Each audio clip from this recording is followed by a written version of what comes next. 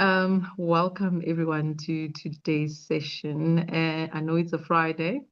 Probably most of us are out there living our lives, but nonetheless, today important conversations must be had. I hope my English is correct, but nonetheless, this is the first session with a multidisciplinary series that we're trying to start as the MD Forum. And of course, when you think of a hospital, you think of a doctor, but the doctor is just one body or 1% of what makes up a functional hospital. And to shed some light with regard to our multidisciplinary careers, we're going to start with the machine, the heart that keeps the hospital going, because without pharmacy, literally none of us can do anything. You've all been to a pharmacy, whether it's in hospital, whether it's outside of hospital. But one thing that I think for me, it's been something that I've been asking myself, I don't know about everyone else, but pharmacists, we see you over the counter there. But do we even know, like, how does one become a pharmacist in South Africa? And I think for me, I found it very important for us to ask the relevant questions and see how do we align ourselves with the profession. And to help us unpack that, to help us do that, I have a good friend of mine. I have with us Bonolo Teki. She is, she's very multifaceted. I'm not sure if I will give the introduction justice, but she is a pharmacist for the past 15 years, a vet alumni. She's very passionate about mental health. She's very passionate about education, especially oncology with regard to breast and prostate cancer. She does talks on radios, patient education around prostate and breast cancer. She is also a staff wellness advocate, and also not only an advocate, but she's part of the staff wellness team at Robert Mangaliso Sobukwe. She's currently a supervisor pharmacist in oncology with extensive experience in that. But she's not only that, guys, she's also a leader. Literally is a womandla in this month of August. She is also part of so many forums that I cannot name. And she's part of platforms that are involved with pharmaceuticals and pharmacy. So she is a powerhouse. So I don't know if I did justice to the introduction, but I hope I did. But Well, Bonolo, please introduce yourself to everyone. I hope I introduced you the way, the deserving way. wow. Well, yeah. Good evening. Good evening. And thank you, Dr. Ramarasi, for inviting me to your forum. What an introduction.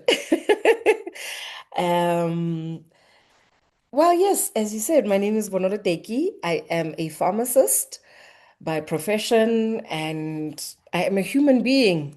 Outside of that, as she said, I'm very big on mental wellness, and I try to bring that into every space of pharmacy I enter. It is an honor to be here tonight, and I hope I impart a little bit of knowledge to those who probably think pharmacists are just those people you see behind the counter. Go click, go scam. No, there's a lot more to it, and please join us. And I hope I do justice in bringing light to what it is that is in pharmacy. Absolutely. No, I like the part when you said you are human. You understand? Because I think most of us we tend to sort of see ourselves in the finite lens of our Mhm. profession, but forgetting that you are just a regular Bonolo and You're I'm a just a regular human Queen. We're being. just human beings. And I think I like that's why me and you we click, because staff wellness matters, you see. But anyways, thank you so much for that introduction. But I think to just break the ice, Mhm. you are a pharmacist for 16 years and you stayed. You did not do the pivoting. People would start and say, I'll do pharmacy. Then they're like, And okay, I'll I'm going go to do back and do MD-PhD. medicine. You have just stayed the course for 16 years. That's quite impressive. And I just want you to just to break the ice a little bit, to tell us about your journey into pharmacy. How did you find out about pharmacy? Was it something that you saw on the prospectus? Did you know a pharmacist? How did you actually find yourself in the profession itself? You, to be quite honest, um, the pharmacy degree was chosen for me. We are, of course, in South Africa, and our parents raised us to have the most employable study journeys. So we would, if you do well in maths and science, they'll push you towards the health sciences. If you're good with numbers, they'll push you towards accounting, you know? So my parents sort of saw, also my mother's a nurse, and she's always been fascinated by pharmacy. She even took me to go see a pharmacist in a hospital where she was working to sort of sell pharmacy to me. To sort of sell pharmacy to me. And truthfully speaking, doing the undergrad was truly just to have a career. The reason I've stayed as long as I've stayed is that once I got into the practice, I then made pharmacy my own. I started sort of a relationship with the profession, and it's been growing. It hasn't been 15 straight years of one thing. It's been really evolving with time, and I think I realized, I think 5 years in, just how broad it is. And from that point on, I said, okay, I can stay here because there's a lot of different directions I can take within the profession. So yes, I hope that answers it. It was chosen for me, but then I made it my own in time. Hmm. You know, someone is listening to you right now and they just like, you are a mother, I'm a mother. You know how you just want your children to be in line, do something that's familiar within the Yeah. hospital, whether they become radiographers or whatever, it's still fine. But thanks to your mom, because I think she saw maybe something in you that you did not see for yourself. But what was the turning point for you? You know, there's a point where you're just like, ah, I'm doing this because my mom, you know, directed me in this direction. But the light bulb moment for you, when was that? Mm. It was when I started doing mental wellness initiatives. I think that's where the career completely changed because I paused and I said, okay, Sharp, there's the day to day of coming into the hospital and providing pharmaceutical work. Then within the workplace, as we know, mental health, we struggle to adjust to the work environment. And I would see colleagues of mine, myself as well, struggle with adjusting to adulting, working, parenting, the works. When I started doing those programs and I started seeing professionals as human beings first before they professionals, it then gave me the opportunity to sit down and look at pharmacy as a life path and not just a career.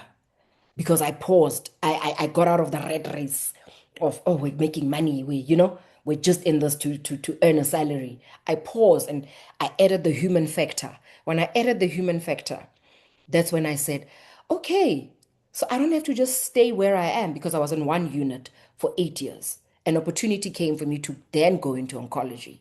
I only got into oncology year 9 of my practice. And seeing a different facet of my profession within the same department made me realize that pharmacy is not one, it's not one dimensional. It can be so many things. And since the day I said, I'm willing to go and start oncology from scratch, which we don't do in varsity, in depth. Oncology, in terms of the practice, you learn on the job. I was willing, with 8 years of experience, to sort of become an intern again, mentally, and learn from scratch. And it's that willingness to learn again that showed me that I can learn almost anything again at whatever age.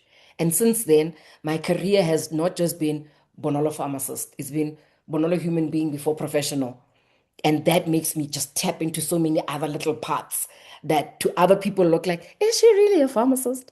I am. I really am a pharmacist, but I'm a pharmacist who likes to learn. I hope You that know, kind of, honestly, you're like touching a soft spot, I think, not only for me, oh, but I think for many other people. Because I think one thing that we don't realize is the fact that when you work, especially in the public sector in South Africa, it's tough. I think Hmm. one thing we need to admit is that it's very tough. And the toughness itself, it's not just specific to one profession within the building. It's Nope. doctors, siyagoisha, we have pharmacy, going through it, physiotherapists, Nurses. going through it, our nurses going through it. Oh. Everyone is just going through a lot. And of Mm. course, the giving doesn't stop. The patient load gets higher. You need to work extra hours. You need to put in a lot more of yourself into the work that it's easy for patient to just disappear. And I like the fact that you did mention that you are looking at this profession within the landscape of a much ecosystem within Yeah. the hospital, especially with the wellness things that you're doing. No, thank you so much for that, because I mean it's easy for us to just get carried away with the technicalities, but Yeah. I like the fact that you're bringing in an important aspect of the work that people need to understand that even when you go into this profession, it's for some it's a calling, for some, you like it, but once you're in it, what kind of experience are you going to have? And it's about Yes. what you make out of that experience that ultimately makes the career worth it or not. I think I'm happy with that. Absolutely. I'm so glad you said that. Okay, so pharmacy itself, Mm. you're a graduate from Wits there. Yes. And how did you actually like maneuver through? I think it's a 4-year degree, if I'm not mistaken. Yes. But in that 4 years, how did you maneuver your way? Because I'm sure it is not easy. It's not like you went in there, you sat in there, you studied, you came out with your degree. A lot happened, I'm sure. I'm sure a lot happened. It was difficult. You wanted to give up at some point, and you had to bring all the inners in you to, fight for this degree. But how was that for you with regard to your training? Would you do it again? BFAM. Adverts. Yep. Never again. I love it. But no, no, no. No, no, no, no, no. Their BFAM program it's like the SEAL team training, that Navy SEAL training in comparison to other facility to other varsities. And as pharmacists, we've spoken about it, and that's why you can joke about it that, oh, you went to Wits. The slogan, yeah, at Wits is Wits gives you the edge. I remember during my time there, we had our own version of the slogan. We would say Wits gives you the edge and pushes you over it. But I'm here today. I didn't go over the edge. But they really, really try to push you over the edge with the amount of of course content. And I think perhaps that's why they compete for the top spot, because they really push their students to the brink. They take all they can take out of you and put it onto the course. I was It was a shock to the system. First of all, the transition from high school to university. I, you get there and you realize, I thought that I was, a bright child. You're praised at home, straight A student. You get to Wits and you realize, no, no, no, all of us are straight A students. There's another stratosphere of straight A students that you're working with. So that was a culture shock to see. And also the fact that for the first 2 years, we're in the same class as MBCHB. So I did the exact same anatomy, physiology, and histology as the MBCHB program. I sat there and I said, why? Why am I learning the skeleton? Why? The muscles underneath. I just need to give the meds. Do you understand? I still yet do not have the full understanding of why I need to understand the body before I put medicines in it. So when we were there doing embryology, that's the one that blew my mind. I was like, why am I learning how the tiny baby looks at 13 weeks, at 15 weeks, all the layers inside? It was a culture shock. And at the third year, then they sort of split us into our different specialties where we're now doing more pharmacokinetics, chemistry heavy, law heavy. Everybody, the dentists go, we then get split up. But for that first 2 years, shock of my life. And it was a challenge. One of the most difficult things I've ever done in my life is my undergrad. I'm glad I did it with Wits. It gave me a lot of grit that I believe I've used since to sort of survive the pharmacy sort of landscape. Like we said, it's very vast, and most people sort of give up along the way and go and pivot and go back and study this and because if you do not make it your own, it will frustrate you. So I appreciate the Wits edge. I didn't appreciate it while I was inside, but yeah, 4 years that nearly It almost took you out. it almost took me out. Looking back, you are like bringing so much trauma Flashbacks, to me right now. Like I'm just flashbacks. thinking, like it's so fascinating that they made you guys do like first 2 years of medicine because those preclinical years are rough. I think are rough. Histology. They are a bit too much, and Everything not is only that, pink. not only for pharmacists, for us as well, because you remind me of when I did my MBCHB, I was shocked that I had to do chemistry and physics because I thought, honestly, I also thought that I go in there and I learn, how to like diagnose diseases, how to prescribe. Then I had to do chemistry and physics. That was, yeah. I also We all wouldn't get rewind. our fair I share. also would not rewind. Yeah, we all have our fair share of traumas within the undergrad program. But yeah, no, big ups for you to like persevere through it all until the finish line. Because you are right. Most of us, you would most likely get frustrated if now you're learning about embryology. But it's so interesting that your curriculum like involves embryology and anatomy and all those other things. Okay, it makes sense, but okay, I did not know that you Looking actually back, have to go that deep. looking back, I understand. But when I was inside, I said, I didn't want to do medicine. Why am I here? Why do I have a bag of bones that belong to me? Yeah, no, if like high school students are listening to you and they're contemplating whether to like take that B farm on the application forms because you're not sure whether okay, you might have chosen another degree, but you're also thinking maybe I can take B farm. Did you hear that? Like it's They're yeah. very close. But don't be discouraged. Don't be discouraged because the conversation is all about promoting this profession Of because it's course. still it's still I think wonderful. Hence I said it's like the heart, the machinery that keeps the institution going. There's no Panado in the hospital crumbles, ourselves Stand still. included.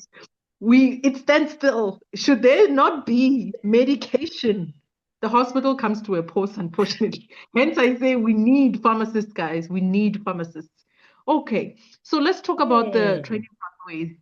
Someone is listening Okay. to you, just like, I like the sound of that. You're talking my language. I didn't know that, but I like what you're telling me. I think pharmacy is something that I personally want to do. What is the training pathway like in South Africa? Pretty straightforward, like we have actually already mentioned. It's fairly consistent no matter which university you choose. It is a 4-year Bachelor of Pharmacy degree, and the degree, whatever institution that offers it, has to be accredited with the Pharmacy Council so that they're not doing their own thing. Um, so after the 4 years, you don't just walk out registered. I mean, I can't get into the details of undergrad. Undergrad, get undergrad. Each university delivers it the way they choose to, but they have to follow sort of the outline that is accredited by the Pharmacy Council. So you choose the university you go to, either Wits, University of Pretoria, University of Western Cape, Rhodes, UKZN, Sefako Makgato, University of Free State. There's a lot of them that offer the program. And to get into it, you need very good marks in maths, and it has to be pure maths, not maths lit, and physical science. Those two, you have to have those two in order for you to qualify. But each university has their own admission point score. But if you have maths and science, you stand a good chance of qualifying. And then also note that your marks have to be good because these health faculties receive a lot of applications. So yours has to sort of, meet the score at a high in order to survive the numbers because the universities don't have unlimited seats. So do good in your pure maths and your science, and you can enter the program. Um, so that's the training to get into it. It doesn't stop there. After that, you get into internship, which you could do either in a hospital, retail, pharmacy, or in an industry. Then, and you have to have a tutor that is registered with the Pharmacy Council to monitor your compliance with the regulatory requirements that the Pharmacy Council sets out. Then, after you pass what I can only describe to people as like the board exam, that is standard across the country. All interns of pharmacy within the country have to take that board exam. Once you pass that board exam, you can now progress to what is community service here. I think we're all familiar with it. All healthcare professionals have to do a year of community service, which is a sort of giving back mechanism put in by the Department of Health, where you'll be placed either anywhere in the country, placed by the Department of Health, either in a hospital or sometimes a retail pharmacy, but you have to do that year of community service to give back to the community of South Africa. After that, then only can you be Bonolo, I'm gonna go open Bonolo Pharmacy. So technically it's 6 years. Technically. Only at year 7 can you operate independently. So that's sort of how to get into independent practice. I don't know if you want me to. Actually, I wanted to mention one thing. The South African Pharmacy Council recently updated the curriculum outline, I think last year. They've published it.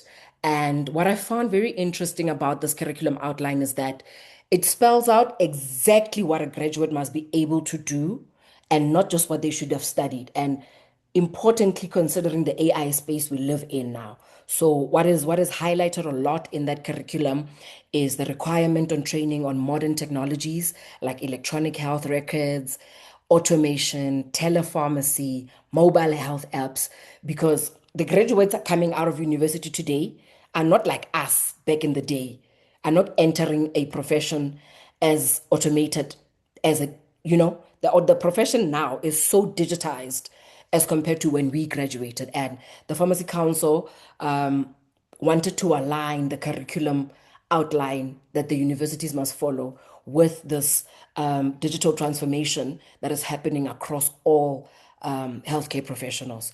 And also they re-emphasized and strengthened the need for research within the undergrad portion. And it just got, it's more robust. I love it. And I love that it aligns with where the academic market is in this day and age. I hope that sort Yeah, of no, you gives. gave us you gave us a very, what can I say, summarized vision of what the path looks like. But I think it's very clear for someone who's like trying to mentally prepare themselves in terms of what to expect. Because I think most of us will go into these degrees unsure of what to expect. But it's good that you have platforms like this where if you don't know a pharmacist, there's Bonolo. She can tell you Hmm. actually what to expect so that you don't get the same shock and then you get there, you find yourself learning anatomy, learning about the human body, and then you just get frustrated. You're like, teach me how Throwing to the prescribe, benzene teach ring. me how to prescribe. But it's also good that now with the movement of like the digitalization, and I think you guys are more digital than us because Yeah, everything you do must be captured, Mos. You need to capture, you need to have your way through Microsoft, and you need to know something about the computer to be able yeah, to function independently wherever yeah. you are in South Africa. And the for vets specifically, I mean, the curriculum Mhm. might have changed a bit with alignment with the latest guidelines from council, but in your first year, it was like a medical degree setup. And then from third year, fourth year, Yeah, the it teaching is kind of, more, is it practical mixed with theory or what, how yes. is it like the last 2 years of your training? Yes, yes. So yes, the first year is more sociology sort of based. The second year is heavy on anatomy, chemistry, histology, pharmacology, introduction. Then from the third year, they sort of zoom in into the actual core of pharmacy. So where they teach us, we actually learn how to actually create an actual panado practically. So you do the practicals of medicine compounding. We actually learn how to make a cream to put on your skin. Also, we learn how medicines behave once they enter the body. So that's the pharmacology. You guys do like a intro to it. We go very deep level into, yeah, the receptors, how the medicines, how somebody asked me, how does this little blue pill know that my pain is on this pinky? We sort of learn how the medicine then enters the body and then finds the problem side and sorts it out because it's all pharmacological based. So we zoom into that. Then, because designing medicines that go into people's bodies is, it's like putting people's lives into the hands of other people. So it has to be highly regulated. So there's a lot of laws that are involved in pharmacy that our regulator, being the South African Pharmacy Council, insists on us understanding. So the good pharmacy practice, it gets drilled into us. So we learn a lot of law and the Medicines Act, um, to understand how the responsibility that is being put on us by a person coming to the pharmacy, standing there and saying, "Hello, I have a headache." The responsibility on us to say, "This white pill is truly going to solve that headache." You understand? It's a big responsibility, and we are expected to understand the need to do that correctly, and yeah, the responsibility of human life in your hands. So we also do accounting, but I know other universities don't. Wits, they did for like a whole 2 years, if not a year, of accounting, because you can then go and open your own pharmacy. So you need to understand bookkeeping. Yeah, so it kind of zooms in that way, and the practicals become the knowing how to actually design medicines from scratch. Wow, you know what? You said something accounting. Oh, Like okay. for us, hey, I think I mean, you articulate my brain when you said accounting. You know why? Because for us, our degree is not really designed to make you a business person. When I say business person, I mean, when we graduate, we're like GPs. Like that's our function. Like Mhm. function is a GP. Like you're a generalist. You a jack of all trade, but master of none. And then Mm. now with issues with posts, which I think it's also a similar problem with pharmacy now, or pharmacists in the country where the government doesn't have enough funded posts. So Mm. now I, as queen, need to know how to open my own practice. Bookkeeping, I don't know what that is. Like, I don't know Yep. how to balance my books. I don't know how to, like, I think it's one thing that I really, really honestly appreciate from your guys's like training or degree, the fact that they Yeah. do introduce this idea of accounting so that by the time you finish, you are, business accustomed, you know the language, you know the lingo, you know the basics. Of course, Yeah. the learning will come as you do it, but we can learn a thing or two from your guys, I honestly, can't with the believe that they accounting. don't teach you Yeah, accounting. we need accounting. We do not get any accounting. Hence, we don't know how to manage our own finances. I'm not trying to be shady, but Mm. we are known to not be good when it comes to mula because You just hire an unfortunately, accountant. because the thing is, if you want that skill, it's either you outsource or you teach yourself. which is a big injustice, I feel, because after 6 years of you just being a pure student, no salary, nothing, then you start working, and then by the end of community service, you're on your own. Yeah, You spend that community service money, you spend that internship money, all of it, it's gone. Now you it's need gone. to open your little spaza shop. And when I say spaza shop, I mean like a GP practice. But you know nothing. Exactly. Like literally, you know nothing. You know Business nothing. plan, You don't hey. know business plan at all. Like you don't know whether are you PTYLD LTD or are Sole you in. proprietorship, nothing. It's so sad. It's so frustrating. But I'm glad that they teach you guys those things, because the beautiful thing about pharmacy, you see us, you go on TikTok, it's always as doctors who are very frustrated. I do see pharmacists, but not a lot of them, because I'm not sure. I mean, it might be like a personal observation, but it's almost like most of them, they, what can I say? You have plan A, plan B, plan C. You don't just There's a rely lot of on plan A. you can attempt. Unlike us, There's plan A. chances. No, Mara, that's good. That's actually good. But talking about that, with regard Mm, to post qualification, once you finish mm. and you have your degree and you completed your community service and internship, you can do it over 2 years. Because if you don't pass that board exam, what happens?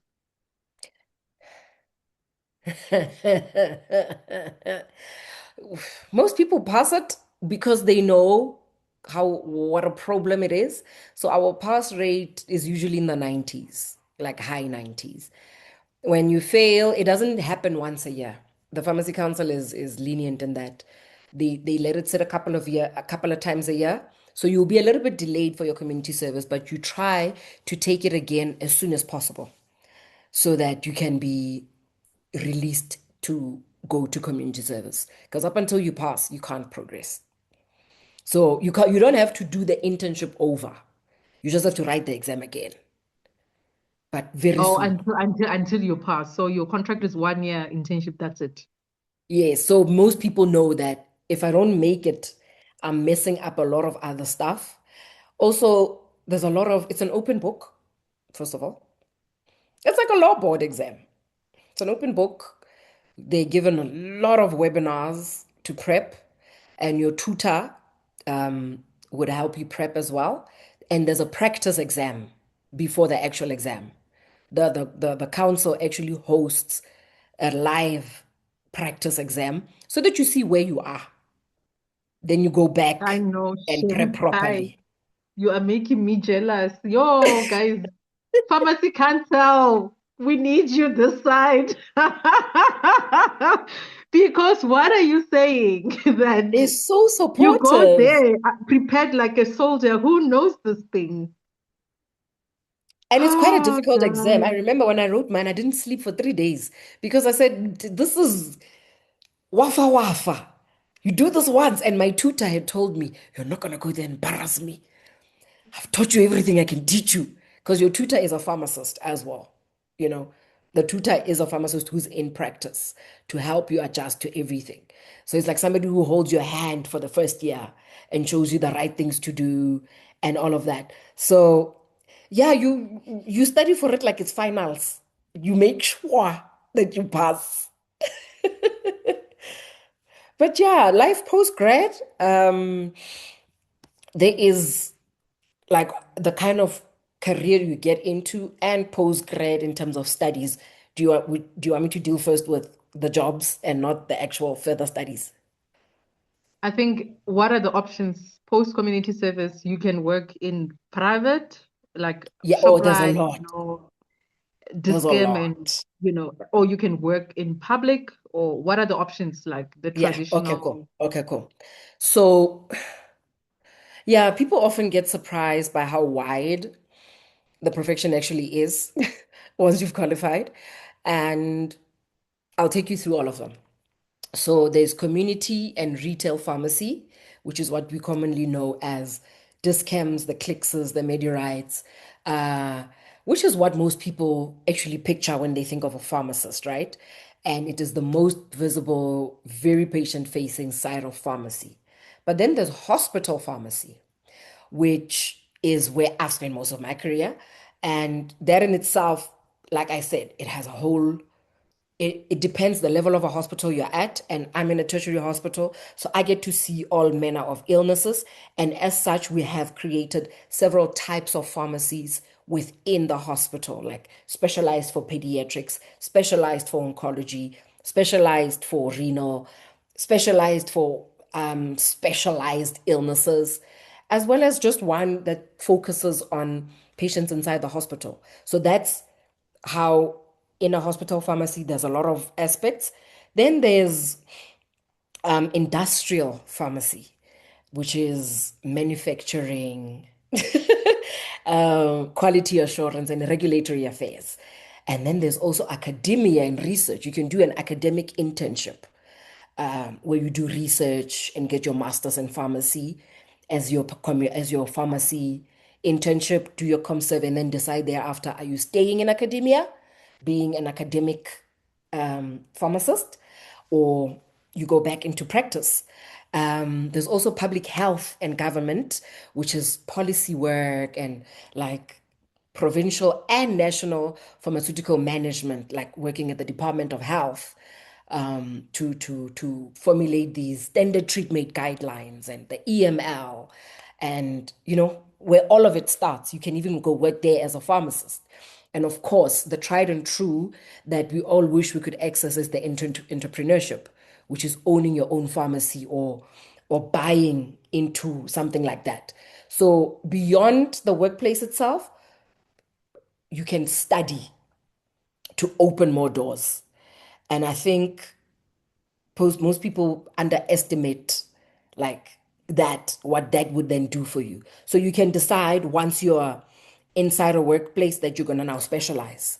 You can go and specialize in oncology, radiopharmacy, and clinical pharmacy and get a doctorate in pharmacy.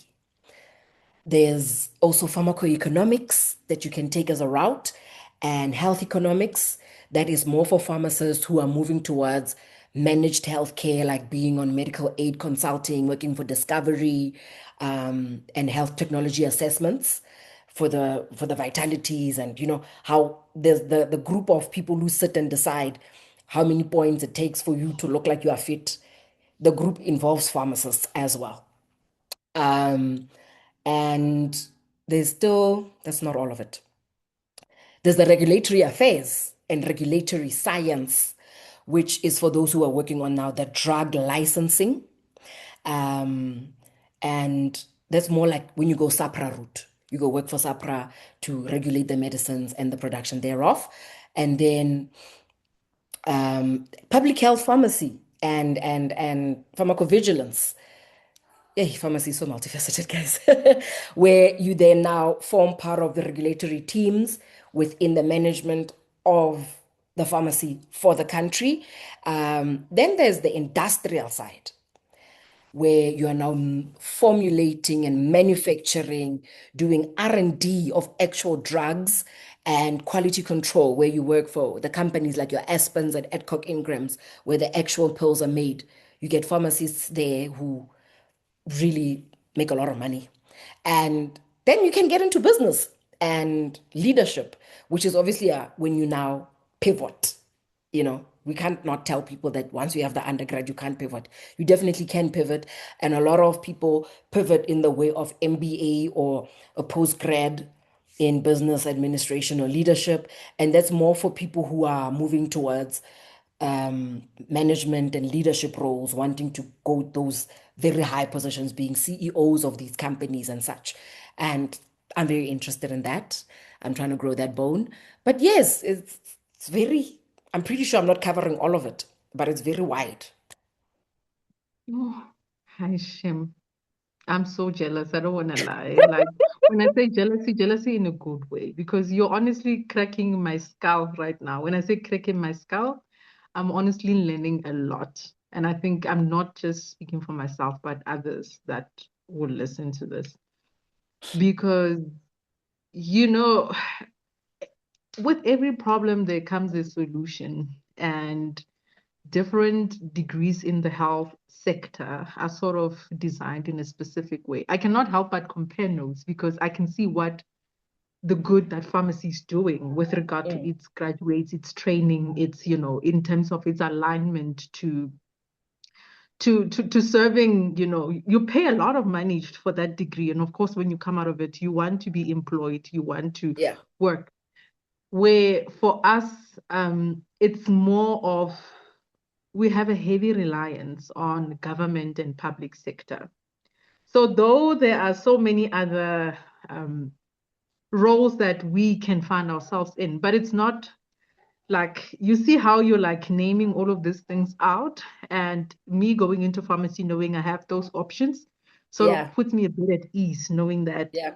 because of this economy, because of this the contingency measures that are put in place with the budget Mm. restrictions, whatnot, I have other ways in which I can sort of align myself and prepare myself for a career in a specific field without necessarily having to go back to school and study. Unlike for us, once you finish your community service, what you need to do is pay a lot of money for courses, of course. Yeah. You will like all of these specialities or whatever you find interesting that you feel, okay, me, I like neurosurgery. Then you Mm. need to try and carve your way into that specialty. And the only route that you have is through the government and through the public sector. And Mm. now it's becoming difficult for us to survive this field now because we do not actually.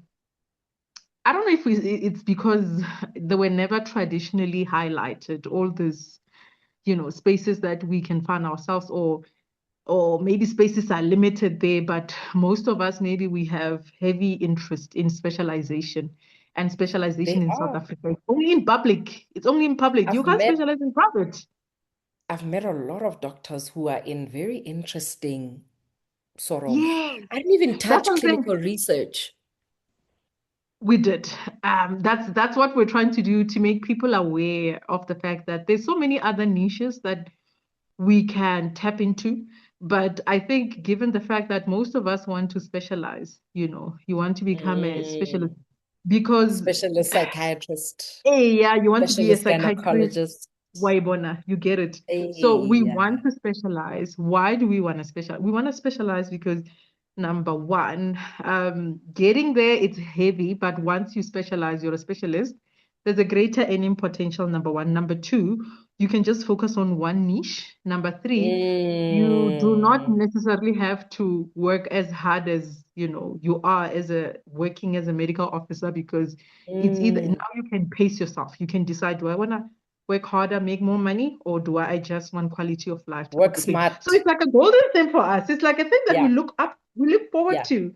And I'm not blaming us for wanting that for ourselves, but I think what pharmacy, and I'm learning from what you're telling me now, is the fact that there's so many options that are sort of, I'm not sure if this is taught in varsity level or it's more like a niche specialization type of a thing, but it's so vast to a point where it's not just reliant on being part of a public hospital, and that is a No, good thing.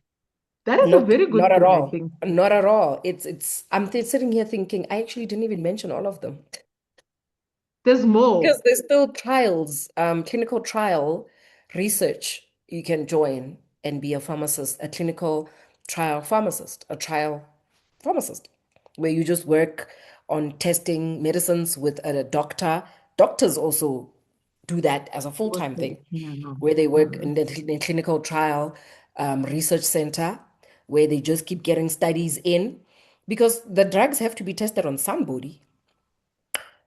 And if they tested on somebody, there needs to be a doctor there who becomes a principal investigator to investigate what these drugs are doing to the person. And as soon as there's medicines involved, there needs to be a pharmacist. So the pharmacist comes in on the administration side of the medicines. So that's a whole nother good clinical, what is it? GCP training. We also do GCP training as a course. Then you can work for a clinical research facility. Hmm. No, that's no shame. I thought Sikala Sonke, but it looks like No, no, no, we are crying more. too because I everybody feel wants to like get into state. Everybody ne believes that state is where it's at. And I think I wanted to speak on that later about like what is the majority of people sort of choosing between, like, where do most people go work? It is a very interesting thing to see that most people think I can just end up at a clicks or end up at a hospital or a clinic when there is so much. So there's a future that I mean, we all want different things in life. I mean, we do go to school to be successful. I suppose at the end of the day, Mm-hmm. there's a vision and you want that earning potential to reflect the years of commitment through, the training processes and the Yeah. time that you spend in the profession itself. So what are okay, private versus public? And I think what I need to ask, The actually, hot let me ask this. topic. Let me ask this. Let me ask this. Can I please ask this? I just want to know, like, with regard to employment, because nowadays you don't just, put courses on a tick it off. You need to think about, am I going to be employable at the end of this degree? Yep. In terms of unemployment in the current landscape, how bad is it for pharmacists, post-consults, and public versus private, earning potential, like how is it there by pharmacy? When I used to do radio interviews where I educate the community on medicines and illnesses in like a layman's terms, one time somebody called in to ask, they allow the community to call in and ask. And I think that interview, I was doing this, talking about what is pharmacy, how to get into it, and such. And one community member phoned in and said, I love pharmacists. They make so much money. And I said, where, uncle? Where's that money? So the money aspect, and which I believe all of us go to school to study so we can earn money so we can survive, right? Um, so I want to try and give you a sort of it's a mixed thing. Like we have already sort of alluded to say, most of us have this tunnel vision that state is where it's at, right? Um, and I think eh, to each their own, and we're here to educate, right? So let me unpack it for you. Let's start with something that most people don't even think about, the community service. State hospitals posts are very limited because they're funded by government, right? So quite a big number of community service pharmacists actually end up being placed in private sector community pharmacies. Did you know that? Eh, what? I beg your pardon. Because government, I can we know the state's problems with Yes. posts. Mm, Now, all those pharmacists that finish their internship, remember I told you we have above 95% pass rate of our internship. So out of mm. say the 2,000 interns we qualify, there aren't 2,000 community service posts in state. And community service was designed for these people to go give back. But the funding, blah, blah, blah, blah, blah, now I'll come a post. And these people cannot go and practice independently until they have their community service clearance letter. So now, in order to not stifle these people, what the Council on Health then did is to allow pharmacists to do community service in private. Eh, you're I'm gonna dropping keep going. bombs by bombs. Like, hey, Because otherwise, the people are just going to sit and not be able to conclude and we be are able to learning. We practice. are taking notes. We are You taking know? notes. I think, yeah, no, I'm taking notes. I'm listening. Fully attentive. Yes. So that's the first thing, right? Um, so your first year of working as a fully registered pharmacist might genuinely happen inside a retail pharmacy. Even if you pictured yourself as I'm going to work in a hospital, right? And in terms of where the jobs actually are, retail and community chains, these are your Discams, Medirite, Alpha Farm. We know them. They are the largest employers of pharmacists in our country. And the openings there tend to sort of move faster than public. So the turnaround of humans there is faster. So then it always looks like they have jobs available because people use it sort of as like a launching pad. While they're there, they're like, oh, okay, cool. Okay, now I'm gonna go into industry. So people don't sort of stay in retail. We've heard from everybody. Retail is not for the weak because their money talks, you know. So you're always balancing money versus everything else. So in as much as most people get employed there, most people don't necessarily retire there. And I'm gonna unpack that more going forward. Um, sorry. I want to put this properly so that it doesn't look like I'm biased. I don't want to sound biased, but in terms of where the jobs actually are, as I was saying, they are mostly in retail and they are filled faster. That's not a statement about what sector is short of work. It's more about the hiring rhythm. Sharp, we've established that. But on the pay side, um, public sector tends to pay a more fixed government salary that grows every year. We know most about grades in state. Also, it offers job security because once you're permanently employed, you're permanently employed. And the benefits of working in state are much better in terms of the pension funds and all the other benefits. You would know them better. So, in terms of benefits, state looks as though it pays better. Also, because you don't have to work weekends in most state facilities. So, on your weekend time, you can go and work as a locum in retail pharmacies. I'm going to come back and explain that. So then that's state. In retail, if you're working now, you're a pharmacist employed at a retail pharmacy. Yes, you have a job, but job security is not guaranteed in private. We know that. If they need to downsize, they will downsize you. And the benefits are not as nice as state. That's why everybody wants to get into state, right? Because GEMS and GEPF. So the job security in retail is not so great, but then they have bonus structures. So that's where they sort of also having like an added benefit, right? People like to say a state employed pharmacist earns more than a retail employed pharmacist. I don't want to get into the exact numbers, but it is a little bit true in the sense that most state facilities don't operate on the weekend. And the legislation in South Africa allows for what is called RWAPs, remunerative work outside of public service. It goes, if you work in state, you can go and what? Moonlight in private. I think in nurses, they call it moonlighting. The ones in private can come moonlight in state. So I can knock off on a Friday, and then for the weekend, I'm working at Clicks, earning more. But the one that's working at Clicks can only work at Clicks. Therefore, Mm, I'm able to make more money. You get it? okay. Because on I my get it. off time, I can maximize it, even during the week.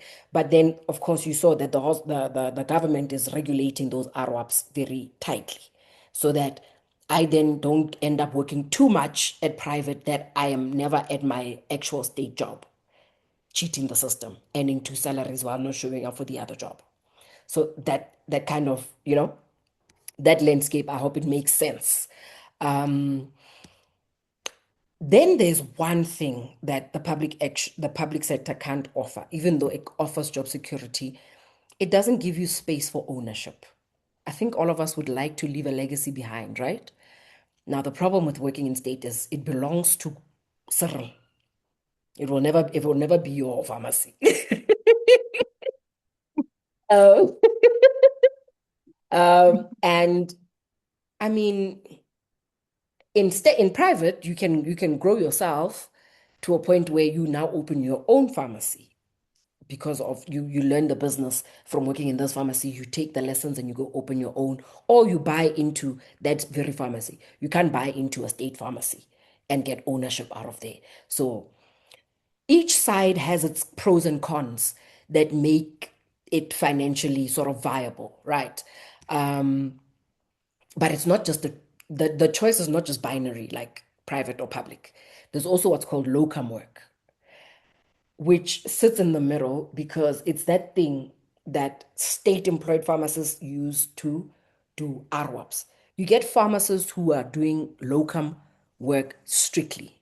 So what we go do as state pharmacists after hours, they do as their job. So they get called on, it's like freelancing. I think that's a bad word. It's called locuming. So you don't Yeah, no, have it's permanent good. employment. Let's call it what it is. It is freelancing because we It's also do locum work. And you yes, are a freelancing doctor or a freelancing pharmacist. yes, Yes. yes. But obviously Hmm. that one is not, it's not very stable, right?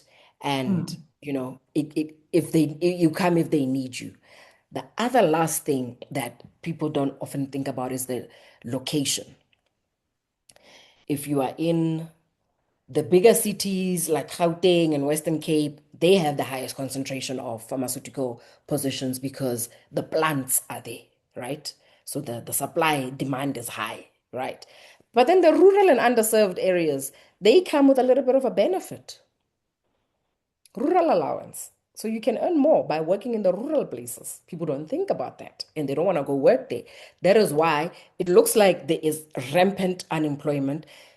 It only looks that way because nobody wants to go work Kopetsonarwater on the other side of Springbok where there is no KFC and Woolworths, but there's rural allowance. So it's not a binary, it's not an easy choice, but you have to sit and sort of think for yourself. Hauna mosebetsi, this is South Africa. Jobs are scarce. There's a job there in some small little village, go Eastern Cape. Can I take it? Maybe. Will I be bored? Yes. But will I have a job? Yes. Oh, Complex. yeah, no. Yeah, I Complex. know. Yeah, it's not as straightforward as I thought it Mm-mm. would be. It's very tricky, but by the sound of it, state is still the most preferred option with regard to longevity, like Yes. in the Yes. pharmacy industry. Okay. Comfort. No, I get it. I honestly do get it. And I mean, you've shared a lot of um what is the right English? Like light bulb things that Insights. you think a lot of insights. Yes, you've shared a lot of insights. And postgraduate, obviously, once you are in state, if you're in state, you stay in state, or is there any other, progression level? Because I mean, one thing that people don't know is that, I don't know for you guys, but for us, you grade progress every 5 years. Oh, yeah. That's a very long time. That is a very long time compared to people who are working in private, Yeah. having to wait 5 years to get that 10,000 increase in 10 years. It's quite slow. Great progression, hey? Yeah, you need 15 years to see like a difference. Is it 5 years for you Oh, guys we're the as well? same. Yes. Yeah. So there's Okay. grades to pharmacy in state. There's grade one, grade two, grade three pharmacists. It stops at grade three, I think. Then you get supervisor, grade one, grade two, grade three. Then you get managers, right? So I'm currently a grade one supervisor, which is Mm. more or less similar in level to a grade three pharmacist. So you enter, you're a grade one. After 5 years, you can grade progress to grade two. To get from grade two to grade three is 13 years Total or 13 years from grade two? total. Total. So it's like extra 3 years. It's not the 555 that we know. But you know, state. Mm. Mm.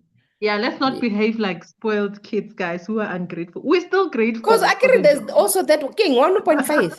Yeah, that 1.5 thing. Yes. Because we paid But OSD. but the economy is economing, man. That 1.5, you Yeah. don't feel it. Car insurance goes Mm. up. Medical aid goes up. Rent goes up. It's literally to Alias account bill for goes up. cola, nothing else. Yo. It literally just accounts for cost of living.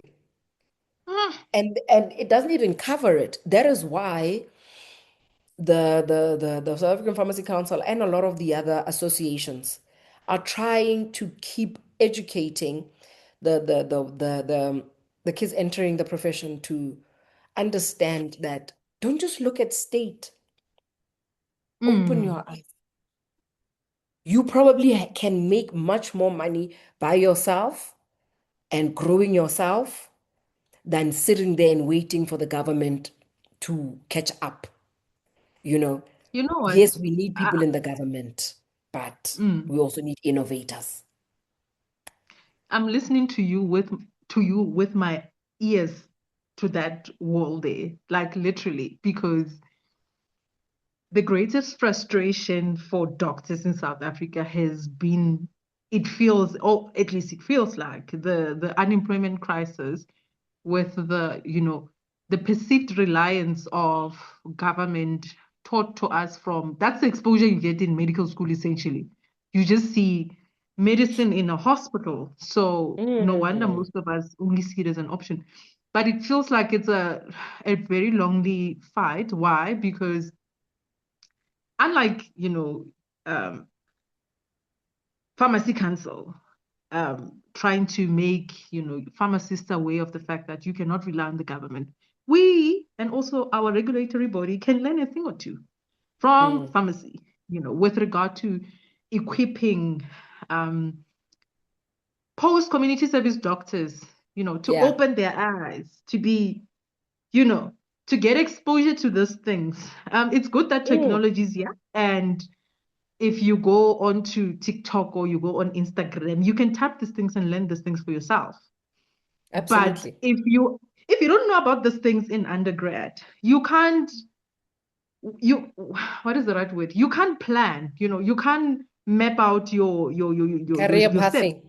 Because Tina, all of us in community service are trying to do BLS, basic life support, advanced Mm. cardiac life support, when we could be doing, GCP, to try and Digital. go into digital, AI, Digital those, medicine, radio medicines, going you and get it. working with new innovative drug administering things. There is so much innovation currently waiting for people to say, take us. Radio pharmacy fascinates me, but I think it needs brainiacs. Yeah, that's what I'm saying. I appreciate these conversations, honestly, because I feel like every conversation, even this conversation, I'm learning a lot. My ears are open. And I hope that, the people in positions of power, they actually listen, because our frustration with government with regard to, not having enough posts, it's understandable because Mm, we are like overworked with the current patient load that we have. But if there are no funded posts, then we need to find alternative ways in which doctors can still, or pharmacists can still earn a living, yeah, can still have, a dent in other industries, in science, in, not so conventional routes of actually pursuing pharmacy or even medicine itself. yeah, Yeah, yeah, yeah, no, yeah. I honestly appreciate that, that, I'm that glad. insight and that guidance. And also now I was watching, I think it's ENCA, if I'm Hmm. not mistaken. And they were highlighting the new regulation was a law that they want to put in place with regard to allowing pharmacists to prescribe. Hmm. And from my doctor community, this side of the wall, there was so much, why, like so much frustration and anger. And honestly speaking, for me, I was like, I wanna find out more about this, because I think the frustration is understandable, but also Mm. there's like a place for this, like, just to help us understand this regulation better, so that we don't take an uneducated frustration out on colleagues that we heavily rely on. Mm. What is this all about? And like, surely there's a place for it, but with your knowledge or your understanding of what this entails, please educate us.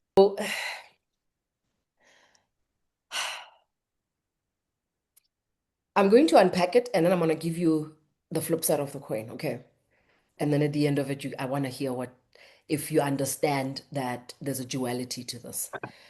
So that law is called PMART, PIMART.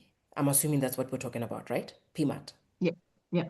All right. So what it stands for is pharmacist-initiated management of antiretroviral therapy, and it allows, and I think Tovato will appreciate this. What it allows is it allows a pharmacist who has completed an accredited supplementary training provided by the Pharmacy Council. It allows them to apply to the Director General of Health for a permit under the Medicines Act to, to prescribe and dispense only antiretroviral therapy, specifically PrEP and PEP, and where appropriate, first-line HIV treatment without needing a doctor's prescription first. Now, a body representing private doctors, the IPA Foundation, it took the Pharmacy Council to court over this. And the argument was that it encroaches on doctors' scope of practice and that the process wasn't properly consulted. And here where it stands now, where it stands right now is the court dismissed the appeal in 2025 to uphold the High Court's earlier finding that the council had acted lawfully in instituting this course. So the Pharmacy Council won the case against the IPA, which was the cause of the controversy in the news, right? It was because it was a court fight. And I think it is important not to frame this as pharmacists versus doctors, because that's really not what it is. This is a narrow permit. It's permit based, and it's an expansion specific only to HIV care. It is not a general prescribing authority being handed over to pharmacists. The whole point of it is access. Clinics that are in places where there's scarcity and there's no pharmacies around, have people there going undiagnosed and untreated because of access, right? So one of the pharmacy associations actually called the ruling a victory for healthcare in South Africa and pointed out that hundreds of thousands of people in the country remain undiagnosed and untreated for HIV. And giving pharmacists access to the scope sort of opens up the access to these underserved communities. And to be fair to the doctors who raised their concerns, those concerns were genuine and about, scope and consultation. And I think we have to understand that if the court agrees that this is fair for the landscape of South Africa, we need to find ourselves as the professionals, find a midway, right? And I think another thing worth noting is that this is not only moving in one direction from pharmacists going towards doctors. Around the same time that PMAT was working its way through the courts, the South African Pharmacy Council put out an updated criteria for the dispensing codes that allows doctors, dentists, and nurses to get a license to dispense medicines directly to their own patients. This is something that's been in law since like 2003, I think, particularly for practitioners in areas without a nearby pharmacy. So while everyone's been talking about pharmacists gaining this narrow prescribing ability, there's a parallel and much less talked about process of letting other healthcare professionals also enter our scope and dispense. So I think that's a more honest picture of what's actually happening in our sector right now, is that pharmacists are not necessarily encroaching on doctors. The lines between the professions are being redrawn. And it is all to increase access of medicines for patients. Sisonke.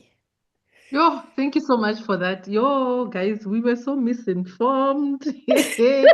We were so our sincere, okay, my sincere apology. I cannot apologize for everyone, but I think I honestly do appreciate, the education that you're imparting on us for us to understand, because I think how some people viewed it was that it's authorization to all kinds of medicine. And with regard to HIV in the country, we know very well that given the fact that accessibility is different in different parts of the country. And Mm-hmm. of course, if it's limited to ARVs, it makes sense. I don't know. To me, it makes sense. I don't know if colleagues would share the same sentiment, but I think we now understand better because with the dispensing license, hence I say when you become a GP now, you need to get a dispensing license. You get it. Is it a dispensing license via um, Department of pharmacy Health. council or Department of And Health? you have How to how do does a one get course a with the dispensing? pharmacy. Yeah. Please tell me, how do I get a dispensing license if I want You do to dispense? 300 hour, it's a 300-hour course that you do Okay. with an accredited provider. So the same way you have accredited providers for the B Farm program, you have accredited providers for these short courses, right? It's a 300-hour high practical and knowledge session. Once you qualify, you apply to the DG. The DG gives you what is it? It's called a section something license. Section 56. Yes, section Mm. 56C. Like, is it 56? Is my brain braining? And hey, I don't know. Hence They I'm have a asking the name. It question. has a name that it's a license that you get from the Director General of Health that allows you to dispense medicines. It's been in practice since 2003. Because even nurses can, those that are Yes. like practicing have their own private practice, they can also dispense. So now I think it's a lot more. You're putting me at ease, you're putting everyone at But ease. And there's a but. there's another Okay. caveat Okay. of access to prescribing that pharmacists have. It's called, fetch my brain, PCDT. Mm. PCDT, you call the PCDT pharmacist. You then can, after you complete PCDT training, which you do with doctors in a hospital, you can then prescribe primary health care level. You can consult. You then also get a license to, when a patient comes into a pharmacy, they can go into a consult room. Have you seen those pharmacies with consulting rooms? Hey, Have you never wondered what they're for? Bonolo. Okay. Okay. Teach me more. I'm listening. I'm all ears.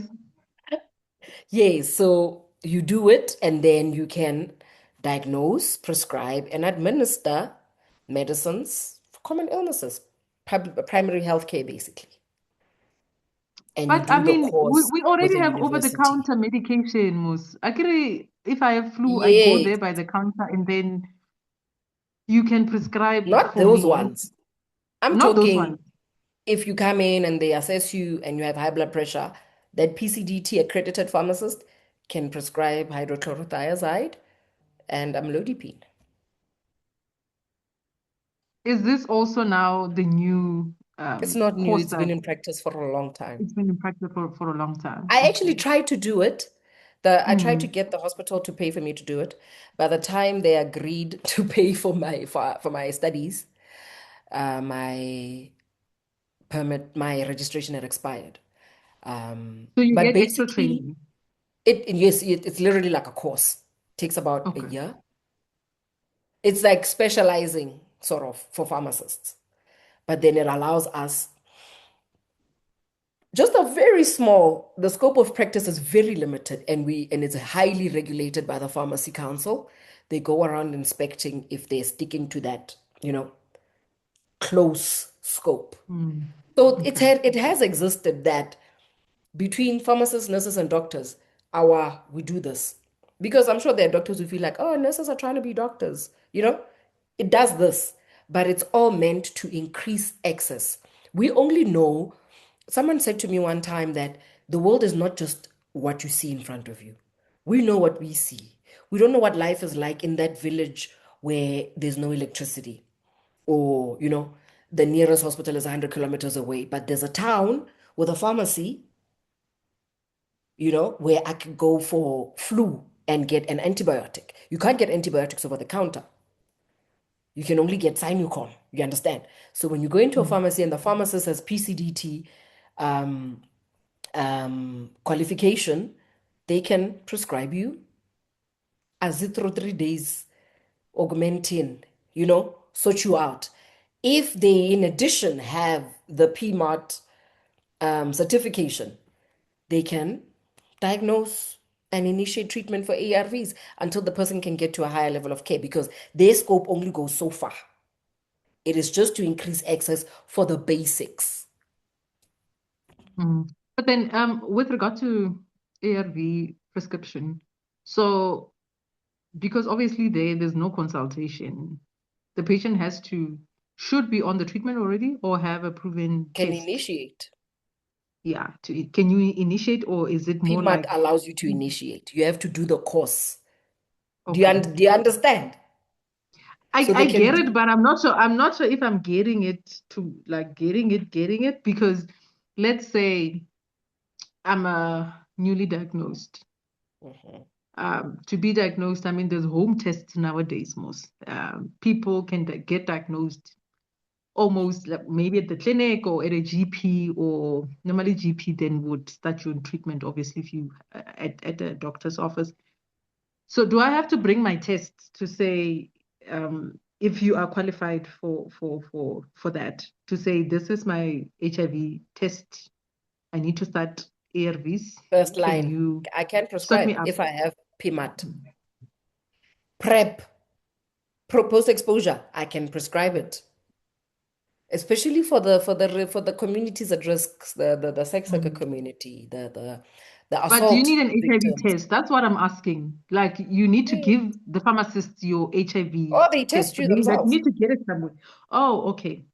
So they can That's test why you you as do well. the course so that Ah. you have understand the guidelines. Hmm. Uh-huh. Yeah, no, it's getting very interesting. But I think I We are honestly, I'm always family. very open-minded. We are family after We are all. We are all family. in the same building.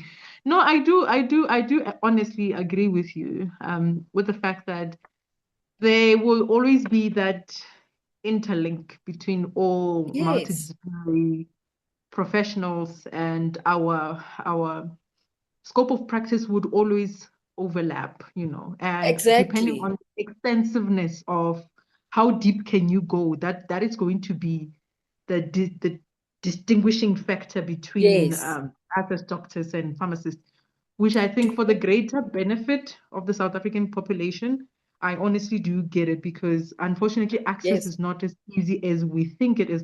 Have you been to the villages? Have you been to the villages where literally you're sometimes there's not even a GP practice. There's one yeah, clinic that's yeah, flooded with a lot of yeah. patients. And we all know I don't want to sit there for a whole day just to get my ARVs if maybe I can afford to go to town and get them there. And imagine if Bonolo goes to go live, say I'm from that village.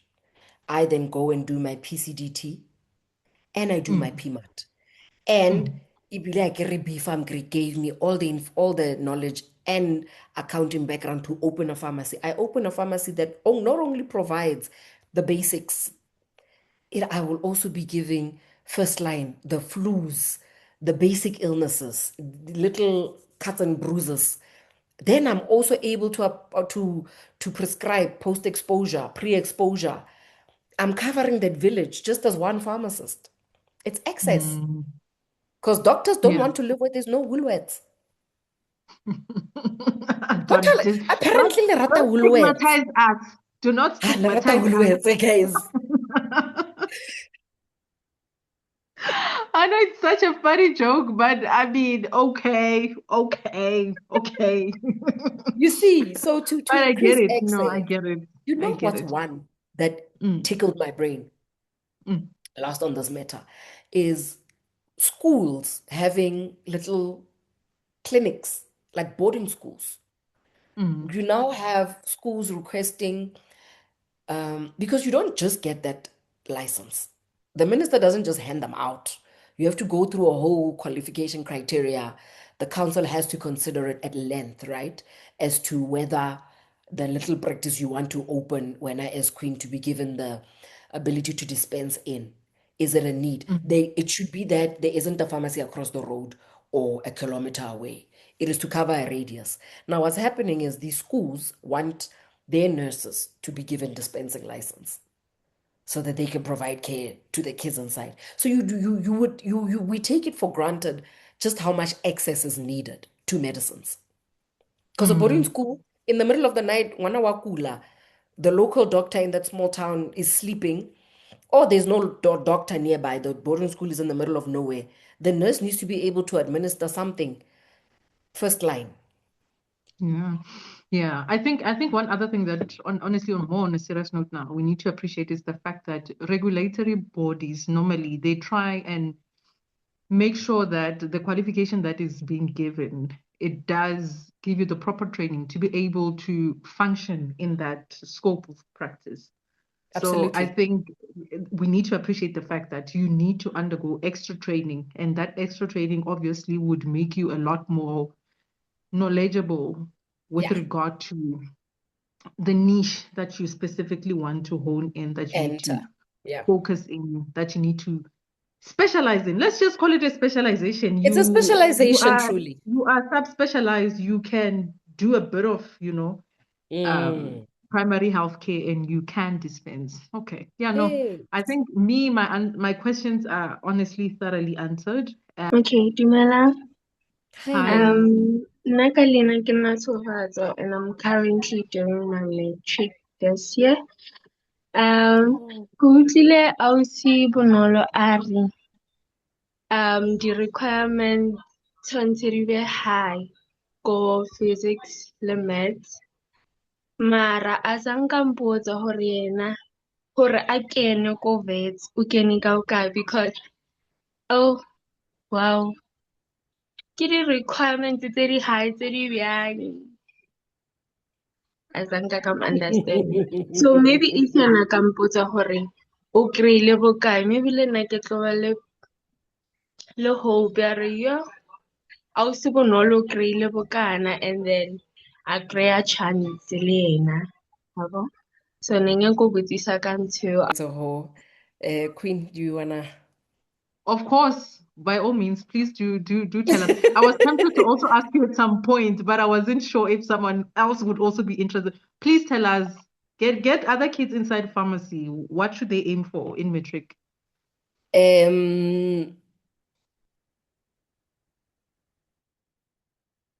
I want to give you the exact. I don't know it because the time I did pharmacy, there wasn't maths lit. No, only standard grade and higher grade. And I'm assuming that standard grade is maths lit and higher grade is pure maths. You do not have to have straight A's. I'm going to say that at face value. You do not have to have straight A's. You have to have above, I think it's above 65% for both. And the maths, they completely do not consider maths literacy because the kind of calculations, we do a lot of calculations and that people don't think about. There's a lot of mathematics that goes into the undergrad and in practice. So above 65% for both. In my day, I did standard grade maths and I got an A, and then I got a B in physics. And I got in. So you see, I didn't even have the pure maths of today. Yeah, I think I got 80, and then my physics was a B, and I could get in. So it's not that difficult to get in. It's not as difficult as MBCHB one is. It really isn't. I think MBCHB, you guys need straight A's, ne? Oh, rough that side there. Yes, You aim for above 7 A's. 65% maths. I think you aim for 7 A's because they still decline people with distinctions, like 5 distinctions, 6. You do get people saying that they were not offered a position. But I think what you're saying is aim high as you can. But even if Yeah, you aim high and you do your best and you fall on a 65, it's also not bad. Cast your yeah, stones wide. Apply yeah. to, I heard you say Western Cape, University of Western Cape. Pretoria, University of Pretoria, Oh, there's University many. of Witwatersrand, Free State, Sefako. Rhodes, Sefako Makgato. Rhodes is very lenient. NMMU, I don't know if it changed names now. Nelson Mandela, Yeah. Northwest University, Ele Ecopoch, they're really Mm. lenient. So cast your net wide. Yes, I was correct. 62, level 5. General minimums is level 5.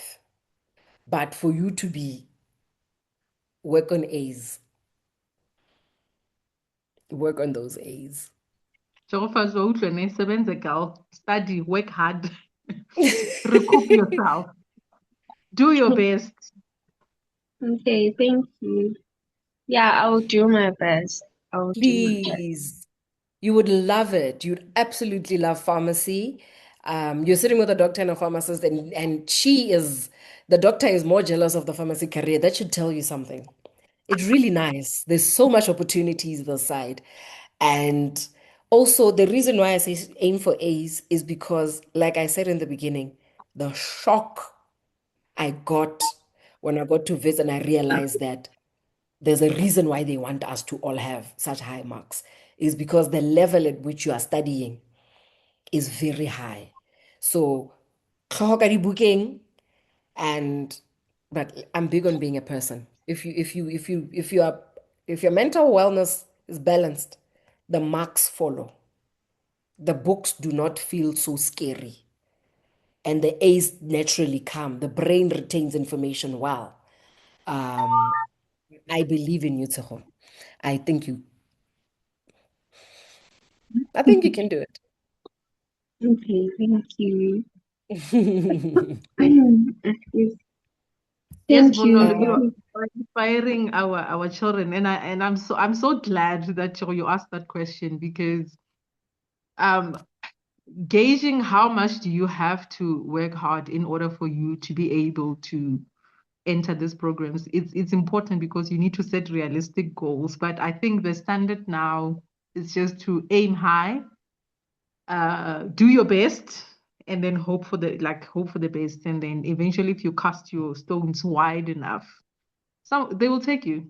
They'll definitely take you. I appreciate, I honestly do appreciate taking time out of, I know you're a busy lady. I know you're very busy, but taking time out and coming to speak to us. I appreciate conversations like this because continuously we learn from each other. There are things that you know that I don't know. The mm, things that are common within the hospital, but because I'm functioning in a silo within the same hospital. You are in your own silo in a whole mm, hospital.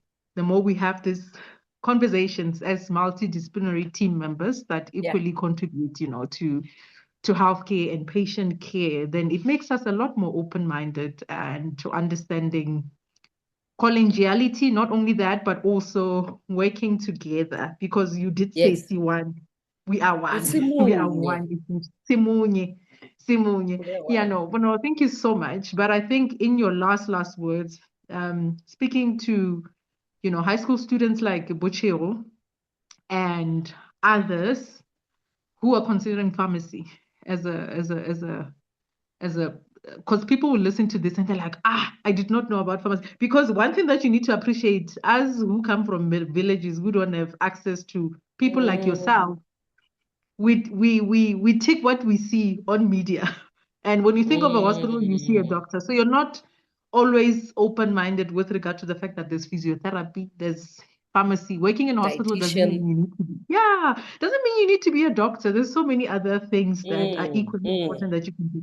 What would be your final words in terms of passing the baton to the more younger generation who want Mm, to do exactly what you do? mm. Passing the baton. Yep.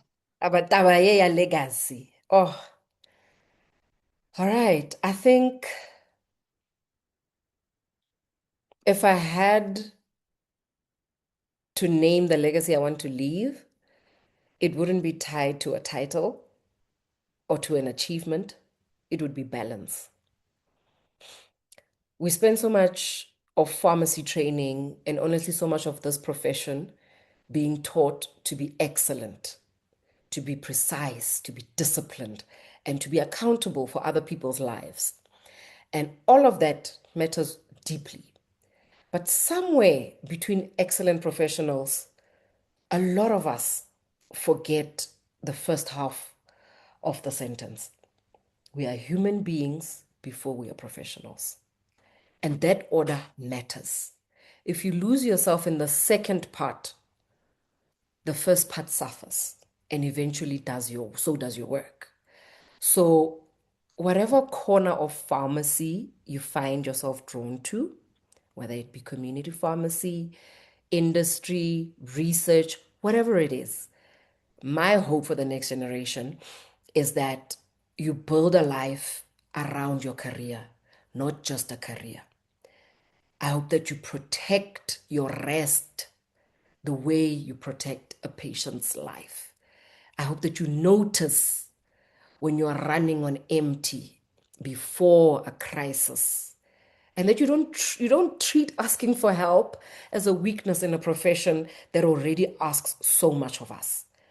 This comes from something I care deeply about: mental well-being, not just for the patients we serve, but for us, the people doing the serving. Because a well-rounded, grounded pharmacist or any other professional looks after people much better than one who is depleted could ever do. So if people remember anything about how I practiced, I'd want it to be that. Not just that I was good at my job, but that I tried to stay whole while doing it. And that I hoped the same for everyone coming after me. Yo, Bonolo, preach, please. Preach. Preach. Because, like, I know I've been jokely and, laughing, but I think everything that you just said speaks volume, and not just to pharmacists and future pharmacists, but to everyone who is in a profession that has sort of somehow, not submerged, but it it's taken itself Encapsulates. out, it encapsulates you, that it It becomes your swallows you. identity. It swallows you, that it ends up becoming your identity, that you tend to forget Yeah. the most basic thing that you spoke about now, the fact that we are human. When you start talking about wellness matters, you're gonna make me keep going and going and going, because now I'm so invested in this conversation. I'm so invested in exactly what you're saying, because I also feel so strongly. I'm like, guys, we need to have balance, because Yeah. at the end of the day, your profession can never be your identity. Of course, in front of patients and in front of people that know you as your profession, you will be, Bonolo the pharmacist, you'll be Queen the doctor, but behind all of that, I think the minute we also start seeing ourselves as human, but the same humanness we extend to each other, you see, especially in the workplace, Yeah. that you understand, like we extend it to each other to make, the work that we do, the very important work that we do, very palatable for each and every one of us, because it has potential to overcloud you, take over your life, that you start only functioning as your profession, but not as a human being. And I think if there's one person that I know is very good with wellness and, taking that thing out of all of us, is you. It's definitely you. And honestly, I do appreciate. I wish we can continue and continue and continue, but time does not allow us. So Oh, yeah, I've no, man. enjoyed That's this what I'm so saying. When you much. start talking about wellness, you are starting the conversation Waizi. over, because it's a whole new topic on Waizi. It's itself. our baby. It's our baby. That's the thing. We are wellness specialists before we're doctor and a pharmacist. Really and Thank you. truly. Thank you. I think yeah, some other day we'll sit down and talk about this Mm. on a much more lengthier time where the focus Yeah, is just wellness and professional. Like if you're a professional, how do you find wellness in the midst of yeah. your profession? Because unfortunately, fortunately, your profession is not your identity. It It's not shouldn't my identity. be. It's not, We're it's on not your earth identity. to have the It's none of full us' human identity. And I think it's difficult for most, experience. yes, it's difficult for most of us to detach ourselves from our profession. But yeah, no. Thank you so much for that well-rounded career guidance, wellness, like Oh, you are throwing bombs all the way. We honestly do appreciate. People want to get hold of you. How do they do that if they wanna, Simply Bonolo Teki if on they all my wanna, I mean, socials. if some of you would look at you and be like, oh my God, can you please put me in touch with Bonolo? Or, how do people actually reach you? I am accessible through Facebook, TikTok, and Instagram as Bonolo Teki. I also, like you say, I'm a wellness enthusiast, and I have a baby I'm growing named Lumina Wellness. Um, and people should check me out and check out Lumina Wellness. It is a platform I use to sort of draw from my professional experience into wellness. So I do wellness talks and motivational speaking rooted in wellness. And I also do the academic ones, the more professional ones, the campaigns, but simply Bonolo Teki on my Facebook, Instagram, and TikTok, and of course, WhatsApp. Yes. Yeah, no. So, yeah, no. You know what? No, thank you so much. Thank you so much for your generosity with your time. But not only that, but the wisdom that you shared, not only with myself, but others who are also part of the conversation, but also those that are going to listen to this talk later on. We honestly appreciate and wish you nothing but the best in your in Thank you your in your so future much for having endeavors. me. You're such an inspiration. Keep that up. Said the one who inspires me. It is such an honor to join. Everybody kept asking me, what do you mean you're going on a doctor's forum? I said, yes, multidisciplinary. She's launching a multidisciplinary series. And I love the fact that we immediately addressed ways in which the multiple disciplines meet with the sharing of the scopes, you know? So it's Yeah. really an honor to be here sharing on my experience of pharmacy, the education and the profession, but my experience as a healthcare professional in South Africa as well. Thank you, and it's been truly a pleasure. It's Yeah, been no, so this has nice. been such an easy conversation. Yeah, no, thank you so much. And I think, Thank you, yeah, we'll Mary. definitely have you for future conversation. Maybe next time we'll just be focusing on wellness in Jake. Like, Mm, talk about mm, wellness mm, in the hospital, mm. That will be a project on another Oh, time that I we must shall have 3 cups entertain. of tea back to back. Yeah, no, thank you so Thank much. you so much for And having me. yeah, and good night. And Good obviously nighty. we'll continue talking beyond this platform. Yes, yes, yes. All right. Ralo.